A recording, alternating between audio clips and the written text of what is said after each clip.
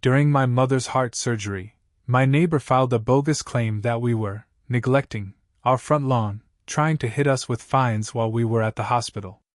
I returned home, found the notice, and turned right around filing a harassment restraining order. When the court ordered him to apologize on video and pay thousands in damages, he had to stand there, red-faced, while I recorded every second. I never wanted a fight. I really didn't. But when someone tries to destroy your family while you're at your lowest, you either roll over, or you fight back harder. Here's how my quiet, ugly battle with my neighbor became the revenge I never thought I'd take. Her name's Diane. 65. Sweetest woman alive. Never even cursed at someone in traffic. After my dad died when I was 12, she raised me working 2 jobs. By late 2024, her health started failing. Shortness of breath. Chest tightness. The doctors told us it was severe aortic valve stenosis. Her heart valve was narrowing. Without surgery, she'd die. So in March 2025, they scheduled her open heart surgery. I had one focus: keeping her alive. Rick was that kind of neighbor. Retired salesman. Obsessive about his lawn. Took pride in catching other people's failures. If a kid's bike was left on the sidewalk, Rick called code enforcement. If your trash bins were out 5 minutes late, Rick posted a passive-aggressive photo in the neighborhood Facebook group. I tried to stay polite. Wave. Smile. Keep the peace. But he watched us like a hawk. He knew Mom was sick. He saw the ambulance come more than once. And when I took my eye off the front yard to focus on my mother's life, that's when Rick pounced. Mom went into surgery at 7 a.m. They said it would take 6 to 8 hours. I barely ate. Barely sat down. Just paced the waiting room until my legs ached. By 9 p.m., they told me she made it through. But she wasn't out of the woods yet. ICU for days. Maybe weeks. I drove home in the dark, my body just a shell moving on instinct. That's when I saw it. A giant, orange code violation notice slapped to our front door. Notice of property non-compliance. Immediate attention required. Grass too tall. Yard debris. Unsafe conditions. Daily fines to begin in 10 days if not corrected. My stomach dropped. I called the city the next morning, thinking maybe it was a mistake. They said no, someone had filed a formal complaint days ago.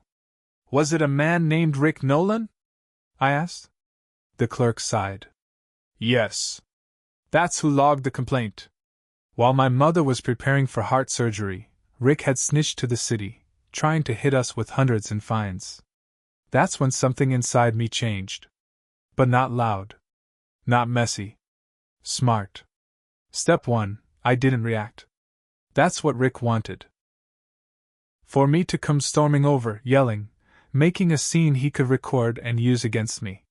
Step 2, I gathered evidence. Photos of the yard, the grass wasn't even bad. The violation notice. Past nuisance complaints from Rick, I'd kept the paperwork, thank God. Screenshots of his Facebook rants about lazy homeowners. A statement from another neighbor who overheard Rick bragging about teaching us a lesson. Step 3, I studied the law. Turns out, under Wisconsin Statute 813. 125, repeated baseless complaints meant to harm or distress can qualify as harassment, even if they go through official channels. So I filed for a harassment restraining order. Our hearing date was April 14th. Mom was home by then, recovering slowly but proudly watching me take a stand. Don't let him get away with it, she whispered. Not this time. Rick showed up smug. Tan sport coat. His wife by his side. I swear, he thought he was the hero in this story. That changed fast. The judge reviewed my packet of evidence. She flipped through every complaint Rick ever made. Saw the timing, how he weaponized the system during my mother's surgery. Rick tried to argue he was protecting property values. The judge's face hardened. Sir, this isn't property management. This is a personal vendetta. You abused the complaint system during a medical crisis. That's harassment. Restraining order granted. But then, something even better. Because of the distress he caused, and the financial harm of potential fines, the judge ordered Rick to pay $4,750 in damages and court costs. Record a formal apology on video. Rick turned pale. Tried to offer extra money instead of the video. The judge said no. A private payment won't teach you accountability. A public apology will. May 2nd. 3 p.m. Rick stood at the edge of our yard, face redder than a fire truck. A few neighbors gathered, pretending to walk dogs or check mail. But really, they were there to watch him eat crow. I held up my phone, recording. I, Rick Nolan, apologize to my neighbors for filing unfounded complaints during a time of personal hardship. My actions were inappropriate and caused unnecessary distress. I accept responsibility and will not engage in further harassment. His voice shook the whole time. When he finished, he stormed off without another word. The video, sent to the city office. Posted in the neighborhood Facebook group. Filed with the court. Rick's crusade ended with him standing on my lawn, admitting fault on camera for everyone to see. The video spread faster than I expected. Other neighbors, people who'd been too nervous to cross Rick before, started sharing their own stories of him weaponizing complaints. The HOA president even dropped by to say Rick had violated multiple bylaws with his behavior and was being reviewed. A for sale sign popped up on his yard just a few days later. Word was, he and his wife couldn't take the humiliation anymore. But I wasn't celebrating. Not yet. Because Rick wasn't the type to give up quietly. And in a town like Appleton, some grudges run deep. For about 2 weeks after Rick's video apology, things were quiet. Too quiet. He kept his head down. No more glaring across the fence. No more passive-aggressive Facebook posts. He even started using his back door exclusively so he wouldn't have to pass near our yard. But I knew it wasn't over. Men like Rick don't learn. They stew. And sure enough, on May 19th, trouble came knocking again, literally. It was around 6 a.m. I was getting ready for work when my phone buzzed. "Your trash cans are out of compliance," said the text from the city.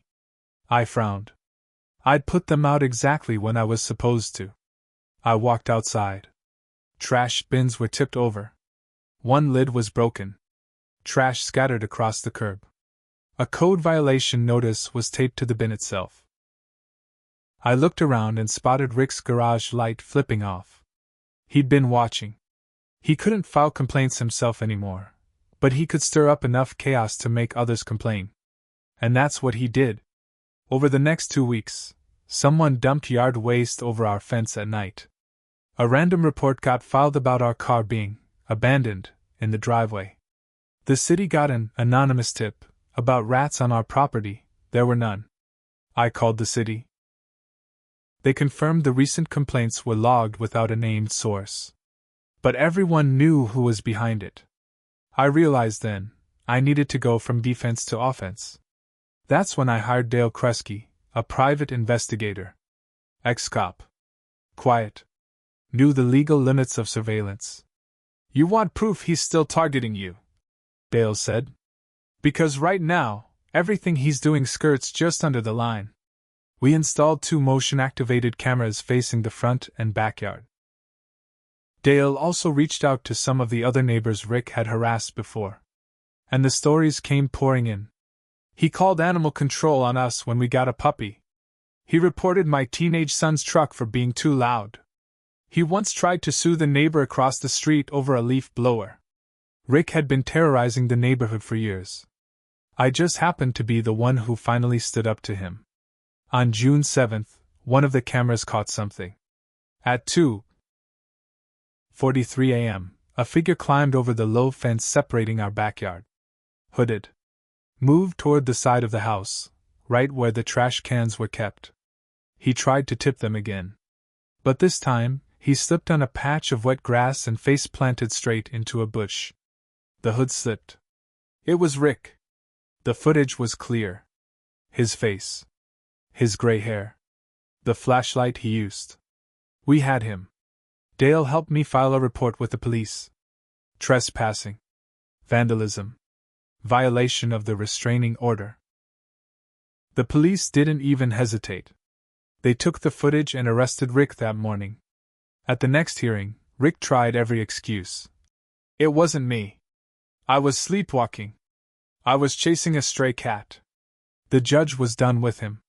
You violated a direct court order and trespassed to intimidate your neighbor during an ongoing legal restriction. That is criminal harassment. They fined him again. Higher this time, $8,200. And the judge extended the restraining order by 5 years. But the best part. Since Mr. Nolan has proven unwilling to stop indirect harassment, the judge ruled, he is now required to pay for the plaintiff's legal and investigative costs. Rick was now on the hook for Dale's private investigator fees. Because while Rick was sinking deeper into debt and public shame, his own family was starting to turn. His wife. One afternoon in July, she knocked on our door. Her eyes were puffy. She looked 10 years older than the last time I'd seen her. I didn't know what he was doing until it got out of hand, she said softly. I tried to stop him, but he's too stubborn. I'm leaving him. I can't live like this. And just like that, Rick Nolan's wife moved out. And this time, it wasn't just petty revenge. After his wife left, the neighborhood thought Rick would finally give up. He didn't. Instead, he went dark. No more visible antics. No late-night prowling. No fake complaints. Nothing. That's why when I woke up on August 3rd and found a note taped to my front door, I felt that old chill again. You think you've won. But you're no better than me.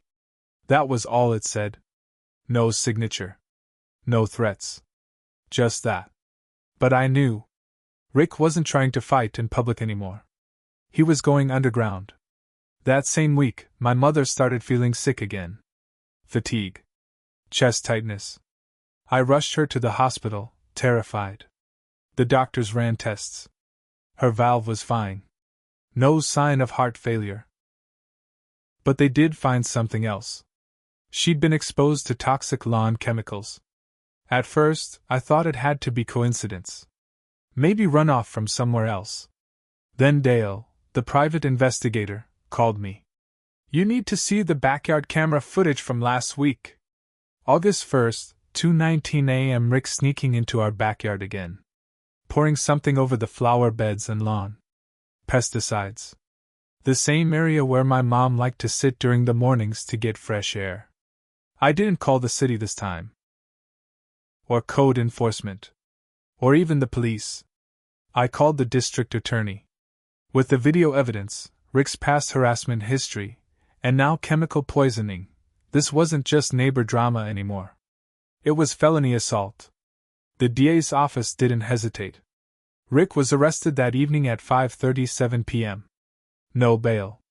The charges: felony reckless endangerment, violation of restraining order, criminal trespass, attempted battery of a vulnerable adult. When the officers cuffed him, Rick didn't even fight. He just kept muttering, "They ruined me first. They ruined me first." The trial started in late September. Rick's lawyer tried to paint him as mentally unstable, blaming emotional distress from his wife leaving and financial penalties. But the jury didn't buy it. They watched the videos. They saw the pattern. They heard from every neighbor Rick had ever harassed. Even his own estranged wife testified against him. He couldn't stand that he lost control, she said, voice shaking. He wanted to punish them any way he could. The verdict? Guilty on all counts. The judge sentenced Rick to 8 years in state prison. No parole for the first 5. Mom's fine now. Full recovery. The doctors monitored her closely for months, but no lasting damage from the chemicals, thank God. The house? We kept it. The neighborhood changed. People started looking out for each other more. The silent victims of Rick's harassment finally felt free to breathe. Rick's house was seized to pay his legal debts and fines. It sold to a young couple who keep to themselves and, ironically, don't even care much about lawn care. I didn't win because I was smarter. Or tougher. I won because I refused to stoop to his level, but I also refused to be a victim. I documented everything. I stayed calm. I used the law the way Rick thought he could use it against me. And when he escalated, I made sure the punishment fit not just what he did to me, but what he tried to do to my mom. In the end, Rick buried himself. All I did was hand him the shovel.